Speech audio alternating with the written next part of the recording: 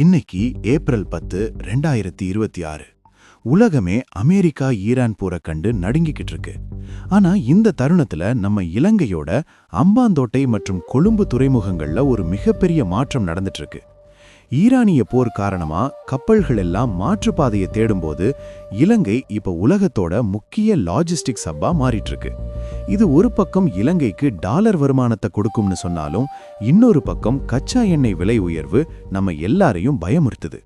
இது இலங்கையோட பொருளாதார மீட்சிக்கு கிடைச்ச ஒரு வாய்ப்பா இல்ல அடுத்த பேராபத்தா? வாருங்க லேட்டஸ்ட் ரிப்போர்ட்ஸோட அலசுவோம். வணக்கம், நான் உங்கள் ஏகே. நீங்கள் பார்த்து கொண்டிருப்பது திங்க் வித் ஏகே. இன்னைக்கு ஏப்ரல் 10 காலையில தான் ஆசிய வளர்ச்சி வங்கி ஒரு முக்கியமான அறிக்கையை வெளியிட்டிருக்கு. இலங்கையோட பொருளாதாரம் பத்தி அவங்க சொன்ன விஷயம் ரொம்பவே ஷாக் கொடுக்குது.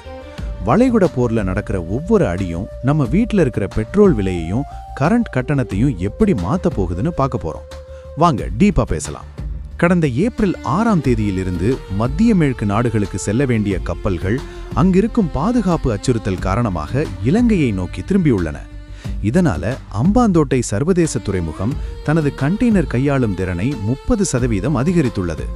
கப்பல் நிறுவனங்களான MSC போன்றவை இப்போது இலங்கையை தங்களின் முக்கிய தளமாக பயன்படுத்த தொடங்கியுள்ளன. இது இலங்கைக்கு ஒரு மிகப்பெரிய வருமான வாய்ப்பு.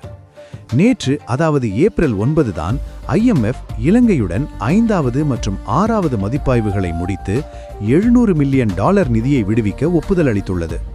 சீனாவுடனான கடன் மறுசீரமைப்பு பேச்சுவார்த்தைகள் இறுதிக்கட்டத்தை எட்டியிருப்பதே இதற்கு முக்கிய காரணம். சீனா தனது கடன்களை திருப்பி செலுத்த கால அவகாசம் கொடுத்திருப்பது இலங்கைக்கு ஒரு பெரிய மூச்சுவிடும் இடைவெளியை கொடுத்துள்ளது. ஏப்ரல் 7ஆம் தேதி நாடாளுமன்றத்தில் அதிபர் அனுரா குமார திசாநாயக்கா தரமற்ற நிலக்கரி இறக்குமதியால் மின்சார உற்பத்தி செலவு அதிகரித்துள்ளதை ஒப்புக்கொண்டுள்ளார். மத்திய மேற்கு போர் காரணமாக கச்சா எண்ணெய் இறக்குமதிக்கு இலங்கை இப்போதே $600 மில்லியன் செலவு செய்ய வேண்டியுள்ளது. பெட்ரோல் விலை சமீபத்தில் 35% உயர்த்தப்பட்டுள்ளது. இது சாதாரண இலங்கை மக்களின் அன்றாட வாழ்க்கையை மிக கடுமையாக பாதிக்கும்.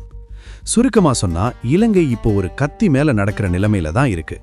துறைமுகங்கள் வழியா வருமானம் வந்தாலும் பெட்ரோல் மற்றும் டீசல் விலை உயர்வு நம்மள பின்னோக்கி தள்ளுது. வல்லரசு நாடுகளோட இந்த மோதல்ல நம்ம இலங்கை எப்படி தப்பிக்க போகுது? இலங்கை ஒரு சர்வதேச வர்த்தக மையமா மாறுறத நீங்க எப்படி பாக்குறீங்க? இது நம்ம பொருளாதாரத்தை சரி பண்ணுமா? கமெண்ட்ல சொல்லுங்க. வீடியோ பிடிச்சிருந்தா லைக் பண்ணி ஷேர் பண்ணுங்க.